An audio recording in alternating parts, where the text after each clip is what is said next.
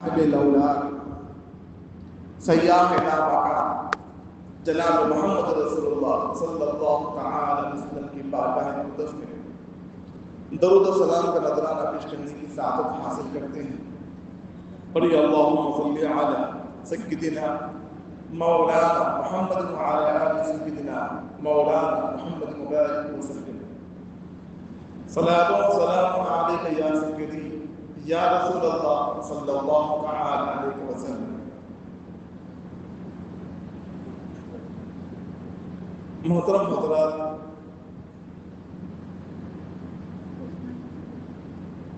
اللہ تبارک و تعالی اپنے محبوب صلی اللہ علیہ وسلم سے ارشاد فرماتا ہے، اے محبوب صلی اللہ علیہ وسلم، جب آپ کسی کام کا ارادہ کریں، عزم کریں اور جب لوگوں سے مشورہ کریں اور آپ کے کام میں آپ نے اپنے ارادے کو مکمل کر لیا، پختہ ہو گئے، جتنے آس پاس کے لوگ تھے ان سے مشورہ کر لیا، ارادہ پکا ہو گیا آپ کا، فتوکل علی اللہ، اس کے بعد اللہ پر بھروسہ کیجیے۔ فَإِذَا عَزَمْتَ فَتَوَكَّلْ عَلَى اللَّهِ، جب کام کا آپ نے ارادہ کر لیا، عزم کر لیا، آپس میں مشورہ بھی کر لیا، اس کے بعد فَتَوَكَّلْ عَلَى اللَّهِ، اس کے بعد اللہ پر بھروسہ کیجیے۔ إِنَّ اللَّهَ يُحِبُّ الْمُتَوَكِّلِينَ، بے شک اللہ تبارک و تعالیٰ بھروسہ کرنے والوں کو پسند فرماتا ہے، بے شک اللہ تبارک و تعالیٰ اعتماد کرنے والوں کو محبوب بنا لیتا ہے۔ دیکھو، اعتماد، بھروسہ صرف اور صرف اللہ کی ذات پر کرنا چاہتے ہیں۔ کسی بھی کام کے کرنے کے بعد مالک حقیقی کی طرف رجوع کر دینا ہے، یعنی اپنا کام اس کے حوالے کر دینا، یہ بھروسہ کہلاتا ہے، یہ توکل کہلاتا ہے، یہ اعتماد کہلاتا ہے۔ لوگوں کے پاس اگر یہ توکل نہ ہو، یہ بھروسہ نہ ہو، تو انسان مایوسی کا شکار ہو جاتا ہے، مضطرب ہو جاتا ہے، اس کا نا امیدی کا وہ اظہار کرنے لگتا ہے۔ اگر وہ اپنا اعتماد، اپنا بھروسہ اللہ پر کر لے تو وہ بھروسہ اس کو مضبوط کر دیتا ہے، اس کے ایمان کو بھی، اس کے کام کو بھی، اس کے عزم کو بھی، اس کے ارادے کو بھی۔ لہذا تم ہر کام میں اللہ پر بھروسہ کرو۔ یہ دنیا کیا ہے؟ دارالامتحان ہے۔ یہ دنیا کیا ہے؟ دارالامتحان ہے۔ یہاں پر ہر بندے کو امتحان دینا ہے، اس کو کچھ نہ کچھ کر گزرنا ہے یہاں پر۔ اور یہ دنیا دارالاسباب بھی ہے، یعنی یہ اسبابوں کا گھر ہے، بغیر اسباب کے کچھ نہیں ہوتا، کچھ نہ کچھ اسباب کو اختیار کرنا پڑے گا۔ اسباب اختیار کرنا ہے، اس کے بعد اللہ کا بھروسہ کرنا ہے۔ اسباب کو اختیار کرو، اللہ کا بھروسہ کرو۔ ایسا نہیں ہے کہ ہاتھ پر کر کے بیٹھ جائیں، میں اللہ پر بھروسہ کرتا ہوں، اللہ پر توکل کرتا ہوں، جو ہوگا دیکھا جائے گا، ایسا نہیں ہوگا۔ بلکہ اسباب اختیار کرنا ہے، اس کے بعد اللہ کا بھروسہ کرنا ہے۔ ایک شخص نے حضور سے پوچھا، یا رسول اللہ صلی اللہ علیہ وسلم، میں اپنے اونٹ کو اس کے پیر باندھوں یا کھلا چھوڑ دوں اللہ کے بھروسے پر؟ باندھوں یا اللہ کے بھروسے پر چھوڑ دوں؟ حضور نے فرمایا، پہلے تو اپنے اونٹ کو باندھ لے، اس کے بعد اللہ پر بھروسہ کر لے، کیونکہ یہ دنیا دارالاسباب ہے، اسباب کو اختیار کرنا ہے، اسباب اختیار کرنے کے بعد اللہ پر بھروسہ کرنا ہے۔ یہ توکل جو ہوتا ہے، توکل، اللہ تبارک و تعالیٰ نے توکل کے بارے میں قرآن مجید میں کئی مقامات پر ارشاد فرمایا۔ کہیں فرمایا وَتَوَكَّلُوا عَلَى الْمُؤْمِنِينَ، کہیں فرمایا وَعَلَى اللَّهِ فَلْيَتَوَكَّلِ الْمُؤْمِنُونَ، اللہ پر ہی لوگوں کو، مومنوں کو، ایمان والوں کو اللہ پر بھروسہ کرنا چاہیے، کسی اور پر نہیں کرنا چاہیے، اللہ کی ذات پر بھروسہ کرنا چاہیے، توکل اسی سے رکھنا چاہیے۔ یہ توکل جو ہوتا ہے اللہ پر بھروسہ کرنا ہوتا ہے کہ ایمان کو مضبوط کر دیتا ہے، اور جو کام آپ کر رہے ہیں نا وہ کام کے اندر پختگی آ جاتی ہے، قوت مل جاتی ہے اس کے اندر۔ اور یہ بتایا جاتا ہے کہ توکل کے 3 درجے ہیں، بھروسہ کرنے کے 3 درجے ہیں، یا اس فائدہ سمجھیے کہ بھروسہ کرنے والے 3 قسم کے لوگ ہوتے ہیں۔ ایک وہ ہوتا ہے، ایک درجہ وہ ہوتا ہے کہ ایک نے اپنا معاملہ اللہ کے حوالے کر دیا۔ اس کی مثال دی جاتی ہے کہ جیسا کہ کوئی معاملہ ہے، کوئی مقدمہ ہے، وکیل کے حوالے کر دیا گیا، وکیل کے سپرد کر دیا گیا، چاہے وہ مقدمے میں جیتے یا ہارے اس کے حوالے کر دیا گیا، ایک درجہ بتایا گیا۔ دوسرا درجہ وہ ہوتا ہے انسان کوشش کرتا ہے، کوشش کرنے کے بعد اللہ پر بھروسہ کرتا ہے، اس کام کے اندر جو کام لے کے بیٹھا ہے نا اس کام کے اندر محنت کرتا ہے، کوشش کرتا ہے، اس کے اللہ پر بھروسہ کرتا ہے، یہ دوسرا درجہ بتایا گیا۔ تیسرا درجہ وہ ہوتا ہے جس میں کامل یقین کے ساتھ، پختہ ایمان کے ساتھ بندہ کام کرنے کے بعد اللہ کی مرضی پر راضی ہوتا ہے، چاہے اللہ تبارک و تعالیٰ اس کام کے اندر سے کامیابی دے یا نہ دے، اس کی مرضی، مگر میں ہر حال میں خوش ہوں، میرا مالک و مولا جو معاملہ رکھا ہے وہ میرے لیے کافی ہے، کیونکہ اللہ تبارک و تعالیٰ کبھی بندوں کا برا نہیں چاہتا۔ یہ کامل یقین ہوتا ہے، اللہ کی ذات پر ایسا بھروسہ ہوتا ہے، وہ ایسا بھروسہ رکھتا ہے کامل ایمان کے ساتھ، وہ اعتماد رکھتے ہوئے کہتا ہے کہ اللہ رب العزت کبھی بندوں کے ساتھ برا نہیں چاہتا۔ اگر اس کے اندر کوئی نقصان بھی ہو گیا، کوئی نقصان بھی ہو گیا تو یہ کہتا ہے کہ اس کے اندر میری بھلائی ہے، اس کے اندر میری بھلائی ہے۔ ایک معمولی مثال دیتا ہوں آپ کو، مثال یہ ہے کہیں جا رہے تھے آپ، اتنے میں آپ کو دوسرا گاڑی والا آ کے مار دیا، آپ گر گئے، آپ کو پیر وغیرہ پہ مار لگ گیا، آپ کا کام کیا ہے؟ سامنے والے سے لڑنے جھگڑنے کے بجائے یہ سوچنا چاہیے کہ میرے پر ہو سکتا ہے کہ بڑی لاڑی چلنے والی تھی، بڑی لاڑی چلنے والی تھی، ہو سکتا ہے کہ اس کے اندر میرے ہاتھ پر ہمیشہ کے لیے معذور ہو جائے، ہمیشہ کے لیے میں موت کے منہ میں چلے جاؤں، مگر پروردگار عالم نے معمولی سی زخم کے ساتھ مجھے کیا کیا؟ تو بڑے حادثے سے بچا لیا ہے۔ ایسا توکل اللہ کی ذات سے کرنا چاہیے، ایسا بھروسہ اللہ کی ذات سے کرنا چاہیے۔ اگر مجھے کچھ نقصان پہنچا، ہو سکتا ہے کہ اس سے بڑا نقصان بھی پہنچ سکتا تھا، مگر میرے مالک مولا نے مجھے بچا لیا ہے۔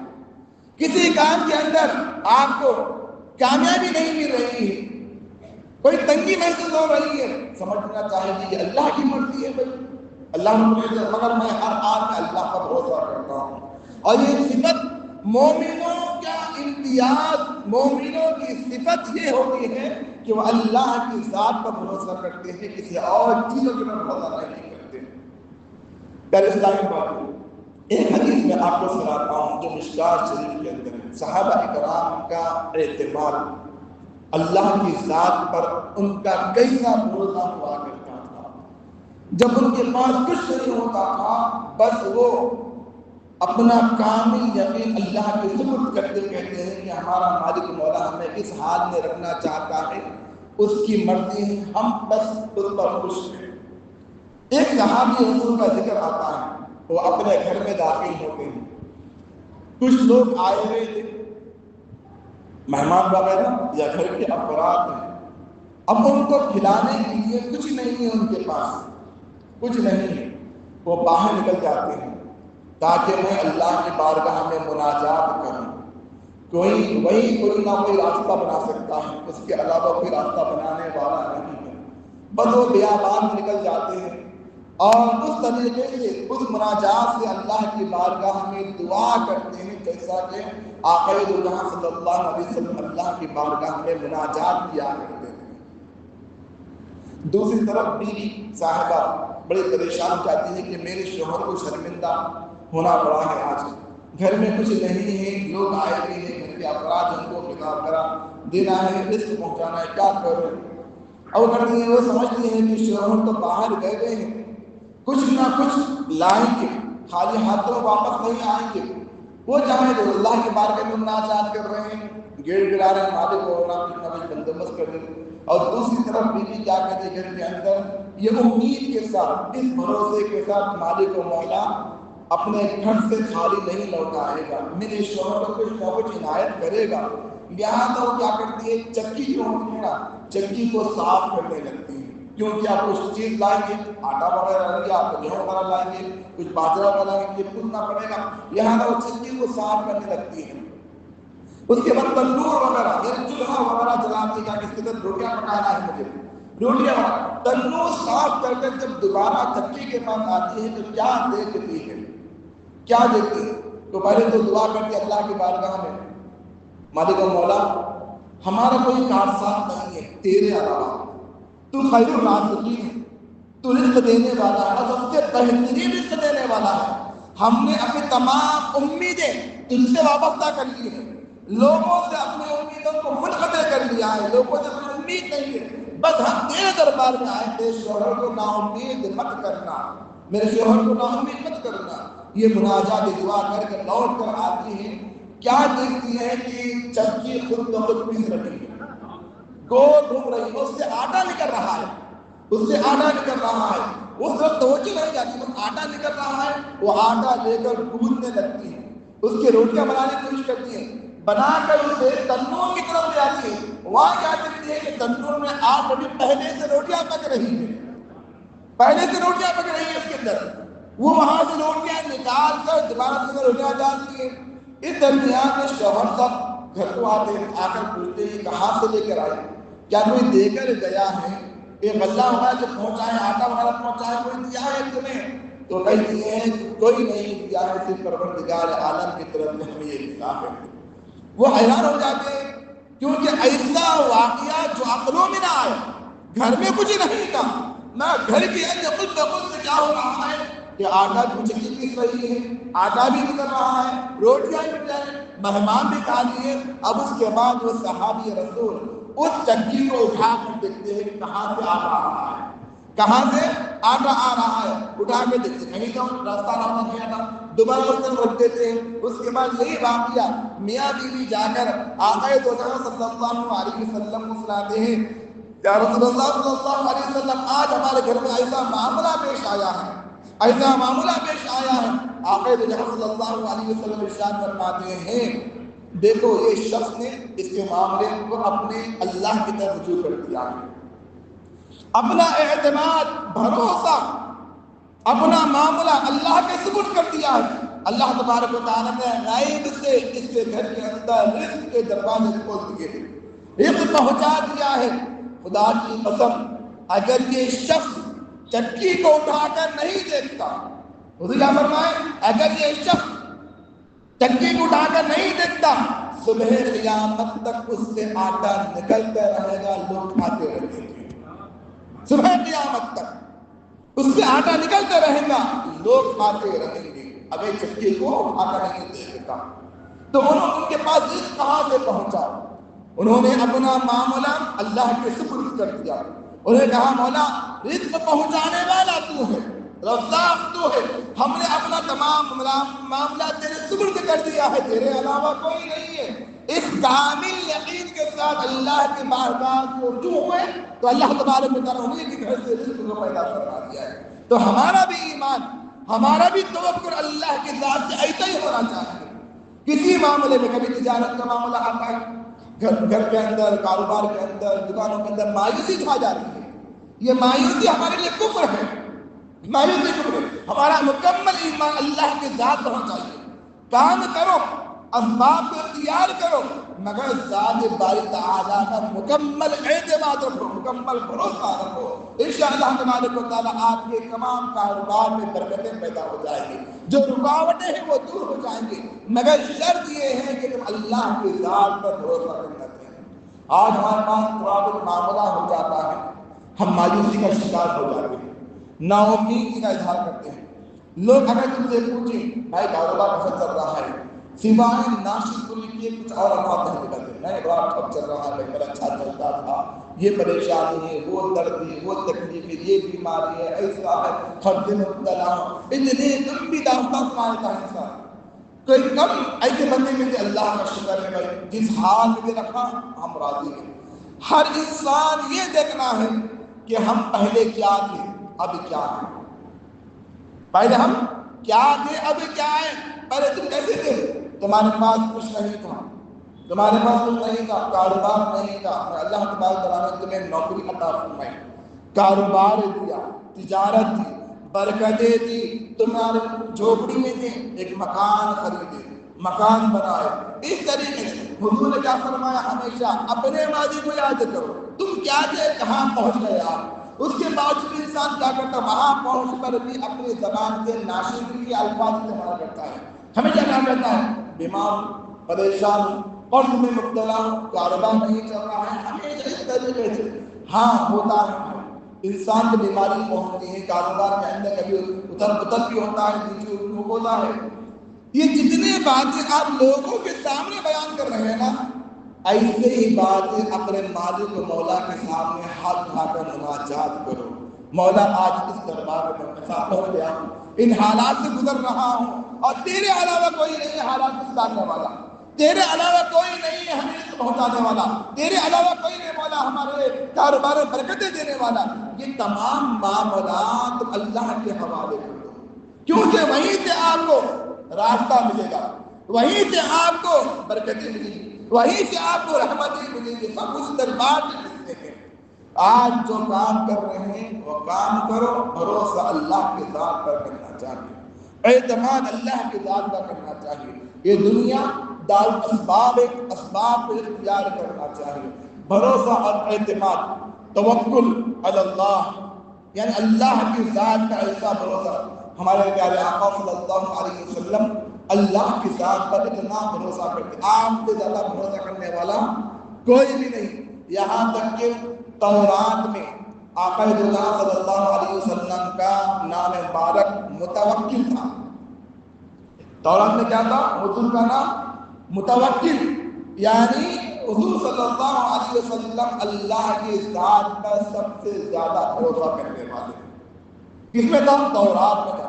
اور حضور اللہ کی پر اتنا بھروسہ کہ دیکھو آپ جب اسلام کی بات آئی، توحید کی بات آئی، آپ نے اللہ کی ذات پر بھروسہ کر کر لوگوں کو دین کی دعوت دی، توحید کی دعوت دی۔ اس وقت میں تمام لوگ دشمن بن گئے، تمام رشتہ دشمن بن گئے، قبیلے والے دشمن بن گئے، سب دشمن بن گئے، مگر حضور کو اللہ کی ذات پر بھروسہ تھا، اللہ کی ذات کا ایسا اعتماد تھا، ایسا بھروسہ تھا کہ حضور صلی اللہ علیہ وسلم کی کوششوں سے آج دیکھو ایسی جگہ بتا دو جہاں مسلمان نہیں ہیں، دنیا میں کئی جگہ ہے جہاں مسلمان نہیں ہیں، مگر حضور نے بھروسہ کیا اللہ کی ذات پر۔ آج دنیا کے ہر خطے پر اسلام نظر آ رہا ہے، دنیا کے ہر خطے میں مسجدیں نظر آتی ہیں، دنیا کی ہر جگہ مسلمان نظر آتے ہیں۔ آقا دو جہاں صلی اللہ علیہ وسلم نے اللہ کی ذات پر بھروسہ کیا، بس وہ کام چلتا رہا، کام چلتا رہا، کام چلتا رہا کہ آج دنیا کے ہر خطے میں اسلام پہنچ گیا۔ تو پیارے اسلام بھائیو، ہمارے اسلاف، ہمارے بزرگان دین یہی کام کرتے تھے، کام تو کرتے تھے مگر بھروسہ اللہ کے ذات پر کیا کرتے تھے، وہ ہر چیز کا معاملہ درست کرنے والا ہے۔ رابعہ بصریہ رحمۃ اللہ تعالی علیہ خاتون ہے، مگر لیڈیز کے اندر جو قسم پسری ہوتی ہے، بے اعتمادی ہوتی ہے، جو مضطرب ہو جاتے ہیں، وہ لوگ رابعہ بصریہ علیہ رحمہ کی زندگی سے سبق حاصل کرنا چاہیے۔ وہ اللہ کی ایسی ولیہ تھی، دنیا آج بھی ان کی مثال دینے سے قاصر ہے۔ بے انتہا اللہ پر بھروسہ کرنے والی، وہ عابدہ زاہدہ تھی، دن رات اللہ کی عبادت کرنے والی تھی۔ بسا اوقات میں ایسا بھی ہوتا تھا کہ دن رات اب اللہ کی عبادت میں اتنا مغروم ہوتی تھی، دن کب آ گیا رات کب آئی پتہ نہیں چلتا تھا۔ اور رابعہ بصریہ خاتون تھی، ایک اللہ کی ولیہ تھی، ان کے گھر میں کچھ مہمان آ گئے۔ خادمہ نے کہا کہ مہمان آئے ہیں کہ ان کو کچھ نہ کچھ مہمانداری کرنا پڑے گا، میں گھر میں ہے صرف ایک روٹی کا آٹا، جسے ایک ہی روٹی بنائی جا سکتی ہے، اور مہمان ہے کہ 10 اور ہر مہمان کم سے کم ایک روٹی ملنی چاہیے۔ رابعہ بصریہ کہتی ہے ایک کام کرو، ان روٹی کی تو بنا دو۔ خادمہ روٹی تیار کر دیتی ہے، تیار کرنے کے بعد رابعہ بصریہ کہتی ہے کہ اس روٹی کو کسی فقیر کو دے دو، کسی مانگنے والے کو، کسی تنگدست کو دے دو۔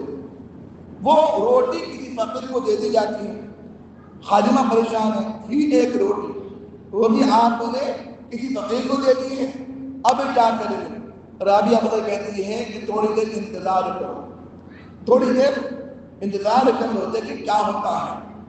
تھوڑی دیر کے بعد دروازہ مارا جاتا ہے، دروازہ کھٹکھٹایا جاتا ہے۔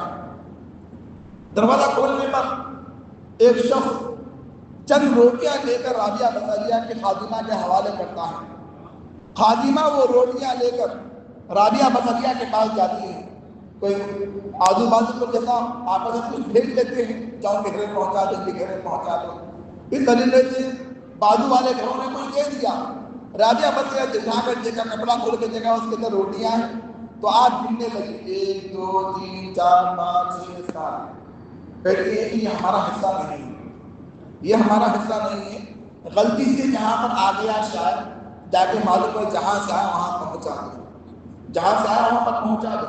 دوبارہ خادمہ باہر جاتی، جہاں سے روٹیاں آئی تھی واپس کر دیتی ہے کہ یہ ہمارے گھر ہیں، ہو سکتا ہے کہ آپ سے کوئی غلطی ہو گئی، ہاں ہم سے غلطی ہو گئی، یہاں پر نہیں پہنچانا تھا، کسی اور مقام پر پہنچانا تھا، کسی اور جگہ پر پہنچانا تھا، لہٰذا غلطی ہم سے ہو گئی ہے، لہٰذا روٹیاں وہاں پہنچ جاتی ہیں۔